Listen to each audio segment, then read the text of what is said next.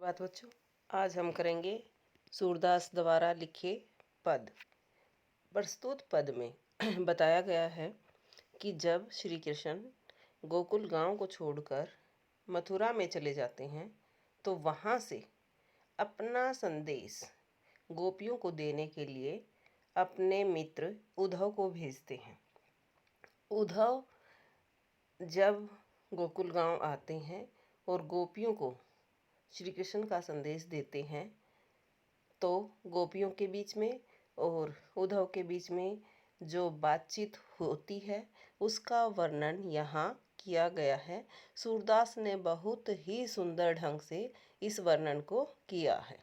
आप सभी जानते हैं कि सूरदास एक ऐसे कवि हुए हैं जिन्हें श्री कृष्ण के प्रत्येक बाल रूप का बहुत ही मार्मिक रूप से वर्णन किया है। तो सूरदास जी गोपियों के माध्यम से और उद्धव के माध्यम से जो कहते हैं उसको यहाँ बताया गया है। उद्धव तुम हो अति बड़भागी।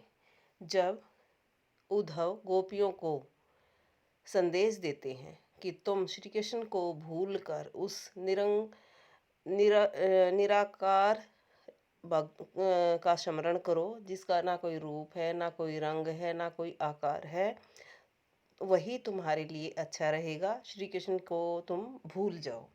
तो गोपियाँ श्री कृष्ण को बुलाना, श्री कृष्ण के बारे में ऐसी बातें सुनकर उद्धव को क्या कहती हैं? उद्धव तुम हो अति बड़भागी। हे उद्धव, तुम तो बहुत ही भाग्यशाली हो। अपरस रहत सन्हे तगात है। तुम श्री कृष्ण के साथ इतने दिन रहे हो, फिर भी तुम उनके प्रेम रूपी धागे से स्पर्श रहित रहे हो, अर्थात तुमने उनके प्रेम को स्पर्श नहीं किया है। ना ही मन अनुरागी, और ना ही तुम्हारा मन श्री कृष्ण के प्रेम में रमा है। पुरीन पात रहत जल भीतर। तुम कैसे हो? गोपियाँ उद्धव को क्या बताती हैं, क्या उपमा देती हैं उसको? कहती हैं कि तुम तो कमल की उस पाग के समान हो, उस डंठल के समान हो। पुरीन पात रहत जल भीतर, जो जल के अंदर तो रहती है, तारस दे न दागी, परंतु उसके ऊपर पानी का कोई भी प्रभाव नहीं रहता, अर्थात जल में रहते हुए भी वह जल से अछूती रहती है। वही उसी प्रकार तुम हो जो श्री कृष्ण के पास रहते हुए भी उसके प्रेम से अछूते रहे हो। और गोपियाँ उद्धव से क्या कहती हैं कि तुम कैसे हो? ज्यों जल माँ तेल की गागरी। जिस तरह से तेल से लगी हुई, जैसे एक मटके के चारों तरफ हम तेल लगा देते हैं और उसके ऊपर पानी डालते हैं या उसमें उसको पानी के ऊपर छोड़ देते हैं तो उसके ऊपर पानी का कोई भी प्रभाव नहीं आता, पानी की बूंद एकदम से नीचे चली जाती है। बूंद न ताको लागी, तो जिस तरह से तेल की गगरी को कोई भी बूंद नहीं छूती, प्रीति नदी में पाँव न बोरियो, तुमने उसी तरह से श्री कृष्ण के प्यार की नदी में पाँव को डुबोया नहीं है।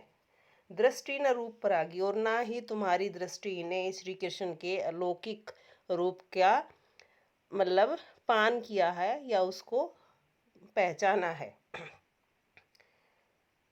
सूरदास अबला हम बोरी। सूरदास जी लिखते हैं कि गोपियाँ कहती हैं कि हम तो अबलाएं हैं, हम तो श्री कृष्ण के ऊपर इतनी आधारित हैं कि हम तो अबला हैं, हमारा मतलब हम कोई भी काम ऐसा नहीं कर सकती जो श्री कृष्ण के अलावा हो, जहाँ जिसमें श्री कृष्ण की मतलब श्री कृष्ण जिसमें ना हो।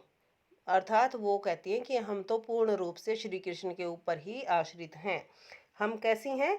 गुरु गुड़ चाटी जो पागी। जिस तरह से गुड़ में लिपट कर जो चींटियां हैं वो वहीं रह जाती हैं, उसी में रह जाती हैं, रम जाती हैं, लेकिन वो गुड़ को नहीं छोड़ती, अर्थात मीठे को वो नहीं छोड़ती। उसी तरह से श्री कृष्ण भी हम चींटियों के गुड़ हैं जो हम उससे अलग नहीं रह सकते।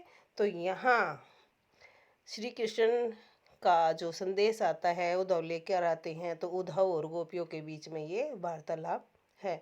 आप इस चीज़ को ध्यान से समझ सकते हैं।